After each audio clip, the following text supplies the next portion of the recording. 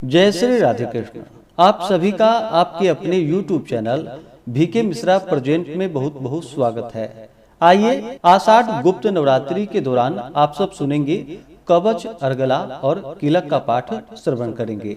इस बार आषाढ़ गुप्त नवरात्रि का व्रत जो कि 15 जुलाई 2026 से शुरू है और इसका समापन जो कि 24 जुलाई 2026 को होगा। नवरात्रि का व्रत वर्ष में 4 बार मनाया जाता है, 2 प्राकट्य नवरात्रि के रूप में और 2 गुप्त नवरात्रि के रूप में। प्राकट्य नवरात्रि में जो कि चैत्र और आश्विन के महीने में शुक्ल पक्ष प्रतिपदा से लेकर के नवमी तक माता नवदुर्गाओं की पूजा की जाती है। वहीं पे गुप्त नवरात्रि जो कि आषाढ़ के महीने में और माघ के महीने में शुक्ल पक्ष प्रतिपदा से लेकर के नवमी तिथि तक 10 महाविद्याओं की पूजा की जाती है। इस दौरान विशेष प्रकार से कवच, अर्गला, कीलक का पाठ श्रवण करना, दुर्गा सप्तशती का पाठ श्रवण करना, माता 10 महाविद्याओं की आराधना करना, माता दुर्गा की आराधना करने का विशेष महत्व माना गया है। जो भी संपूर्ण दुर्गा सप्तशती का पाठ श्रवण नहीं कर पाते हैं तो कम से कम इस दौरान जो कि कवच, अर्गला और कीलक का पाठ अवश्य ही श्रवण करने चाहिए। इससे माता दुर्गा का विशेष कृपा प्राप्त होता है। अगर आप सब विशेष प्रकार से जो कि आषाढ़ गुप्त नवरात्रि, कलश स्थापन, शुभ मुहूर्त पूजा विधि के बारे में जानकारियां प्राप्त करना चाहते हो तो चैनल पे वीडियो अपलोड है या वीडियो के एंड स्क्रीन में और डिस्क्रिप्शन में भी वीडियो का लिंक दिया गया है, उसके माध्यम से आप जानकारियां को प्राप्त कर सकते हैं। तो आइए सुनते हैं आषाढ़ गुप्त नवरात्रि के दौरान कवच, अर्गला और कीलक का पाठ श्रवण करते हैं। तो बोलिए प्रेम से माता दुर्गा की जय, नव दुर्गा देवी की जय, 10 महाविद्या माता की जय, सर्वदेवी देवता की जय। ओम नमः चंडिकायै। मार्कंडेय ऋषि बोले कि हे पितामह, आप हमें कोई ऐसा परम गुप्त साधन बतलाइए जिसके द्वारा मनुष्य की सभी प्रकार से रक्षा हो और जो अभी तक आपने किसी को नहीं बतलाया हो। ब्रह्मा जी बोले कि हे विप्रवर, इस प्रकार का समाधान तो परम पवित्र एवं परम गुप्त देवी जी का कवच ही है। इसी से प्राणी मात्र का कल्याण एवं सब प्रकार की रक्षा होती है। उसे सुनिए। देवी जी की 9 मूर्तियों के नाम इस प्रकार है। पहला शैलपुत्री, दूसरा ब्रह्मचारिणी, तीसरा चंद्रघंटा, चौथा कुष्मांडा, पांचवा स्कंद माता, छठा कात्यायनी, सातवां कालरात्रि, आठवां महागौरी और 9वां सिद्धिदात्री।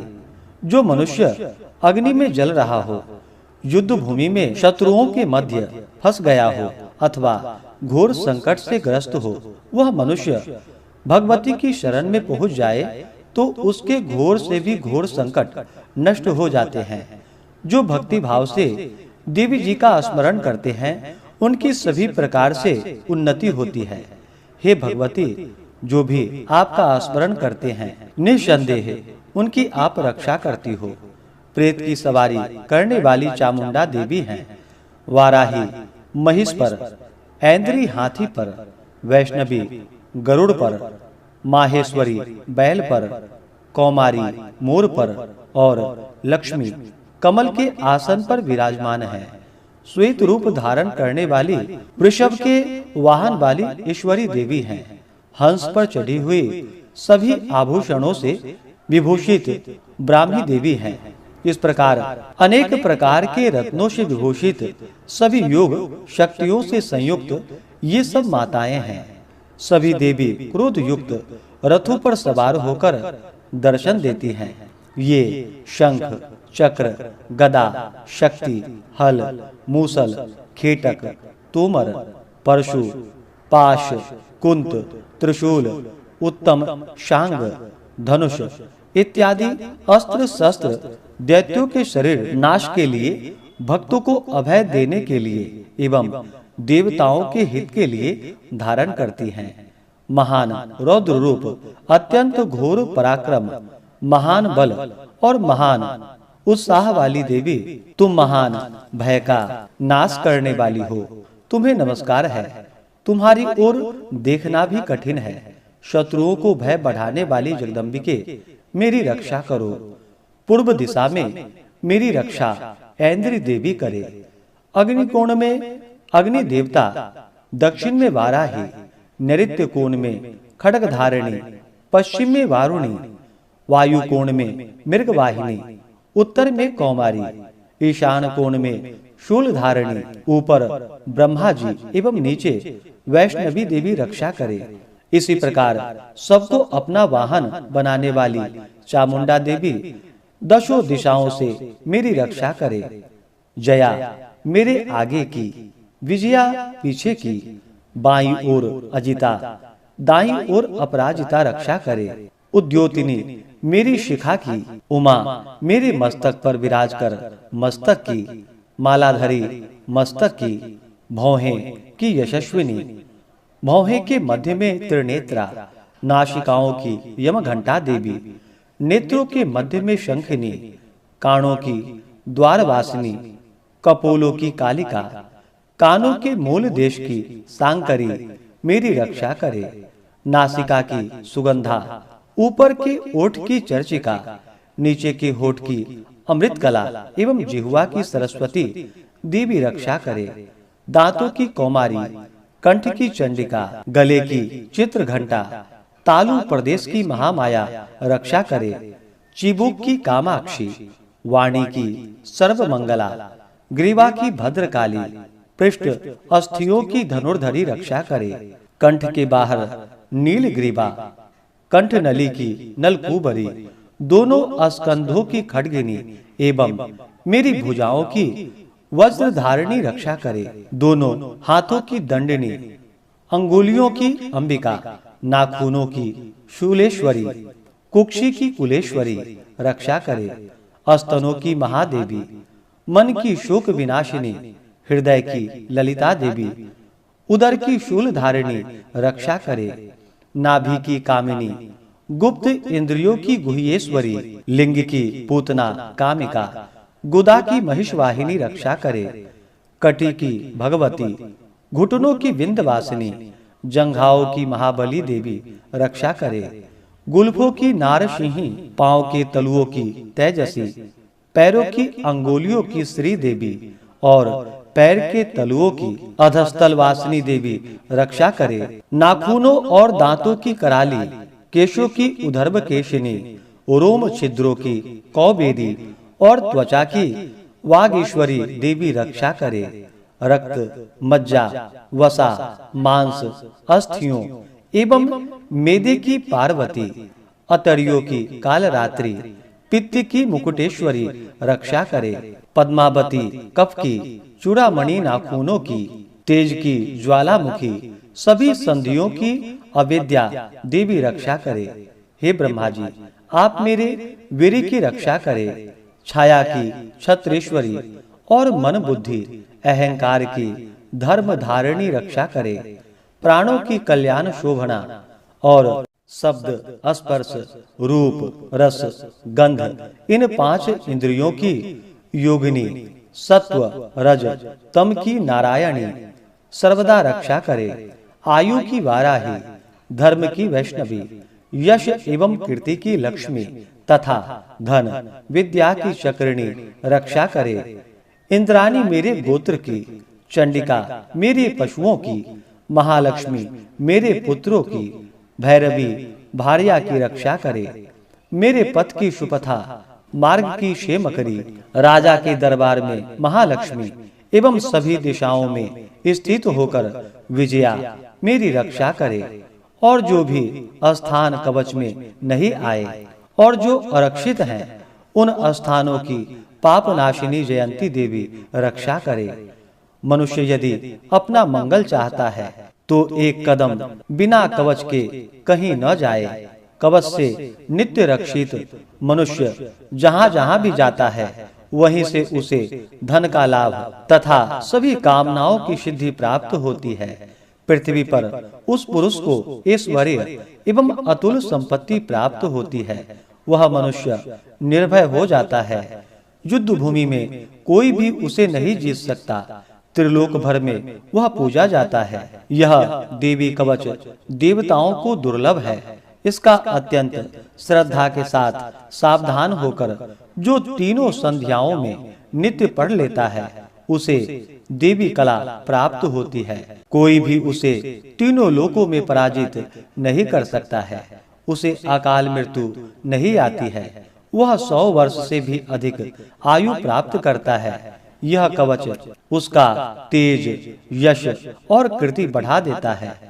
चंडी पाठ करने वाला पहले कवच का पाठ कर लेवे। जब तक पर्वत वन काननों के साथ साथ यह पृथ्वी टिकी हुई है, तब तक ऐसे पुरुष की संतति इस पृथ्वी पर टिकी रहती है। कवच के पाठ करने वाले का देहांत होने पर महामाया की कृपा से देवी दुर्लभ परम स्थान की प्राप्ति होती है। सुंदर रूप को पाकर वह सदाशिव के साथ आनंद प्राप्त करता है। इस प्रकार से देवी कवच का पाठ पूर्ण हुआ। तो बोलिए प्रेम से दुर्गा माता की जय। अब अर्गला स्तोत्र का पाठ श्रवण करते हैं। श्री मार्कंडेय जी बोले, जयंती, मंगला, काली, भद्रकाली, कपालिनी, दुर्गा, क्षमा, शिवा, धात्री, स्वाहा और स्वधा आदि देवियों को मेरा नमस्कार हो। हे चामुंडा देवी, समस्त प्राणियों के दुख निवारण करने वाली आपकी जय हो। सर्वव्यापक देवी कालरात्रि आपकी जय हो। मधु तथा कैटभ दैत्यों का दलन करने वाली, ब्रह्मा जी को वर देने वाली आपको नमस्कार हो। हे देवी, आप मुझे सुंदर रूप, जय, यश दो तथा काम, क्रोध आदि शत्रुओं का नाश करने वाली भक्तों की सुखदाता देवी जी को नमस्कार हो। मुझे रूप दो, जय दो, यश दो, शत्रुओं का नाश करो। हे रक्त बीज का वध करने वाली देवी और चंड मुंड असुरों का विनाश करने वाली माता, मुझे सुंदर रूप, जय, यश दो, शत्रुओं का वध करो। हे पाप नाशिनी चंडिके, जो सर्वदा भक्ति पूर्वक आपके चरणों में मस्तक झुकाते हैं, उन्हें रूप दो, जय दो, यश दो, शत्रुओं का नाश करो। सभी व्याधियों का नाश करने वाली चंडिके, जो आपकी भक्ति पूर्वक स्तुति करते हैं, उन्हें रूप दो, जय दो, यश दो, शत्रुओं का नाश करो। हे देवी जी, आप मुझे सौभाग्य, आरोग्य और परम सुख दो। रूप दो, शत्रुओं का विध्वंस करो। मेरा कल्याण कीजिए और उत्तम धन संपत्ति दो। जय दो, रूप दो, यश दो, शत्रुओं का नाश करो। हे माता, आपके चरणों पर देवता और दैत्य दोनों ही अपने मुकुट की मणियां घिसते रहते हैं। हे मातेश्वरी, अपने भक्त को विद्यावान, यशवान, लक्ष्मीवान आप करो। बड़े बड़े अभिमानी दैत्यों के अभिमान चूर करने वाली चंडिके, मैं आपको प्रणाम करता हूँ। हे चार भुजाओं वाली माता, चतुर्मुख ब्रह्मा जी आपकी स्तुति करते हैं। परमेश्वरी, रूप दो, जय दो, यश दो, बैरियों का विध्वंस करो। हे मातेश्वरी, विष्णु भगवान आपकी निरंतर भक्ति पूर्वक स्तुति करते हैं। मुझे रूप दो, जय दो, यश दो, बैरियों का विध्वंस करो। पार्वती जी के पति महादेव से स्तुत्य हे परमेश्वरी, रूप दो, यश दो, शत्रुओं का नाश करो। हे देवी जी, आप तो कठोर भुजदंड रखने वाले दैत्यों का घमंड नाश कर देती हो। हे अंबिके, आप अपने भक्तों के लिए अपार आनंद की वृद्धि करती हो। मुझे रूप दो, यश दो, शत्रुओं का नाश करो। हे मातेश्वरी जी, आप मुझे वह पत्नी प्रदान करे जो मेरी इच्छाओं के अनुकूल हो और इस भयानक संसार रूपी समुद्र से मुझे तारने वाली हो। उत्तम कुल से उत्पन्न हो। जो पुरुष इस स्तोत्र का पाठ करके सप्तशती महास्तोत्र रूपी महास्तोत्र का पाठ करता है, वह सप्तशती के जप से मिलने वाले वर एवं श्रेष्ठ सप्तशती के फल को प्राप्त कर लेता है। इस प्रकार से अगला स्तोत्र पूर्ण हुआ। तो बोलिए प्रेम से माता दुर्गा की जय। अब कीलक स्तोत्र का पाठ श्रवण करते हैं। श्री मार्कंडेय ऋषि बोले, मैं उन भगवान शिव को नमस्कार करता हूँ।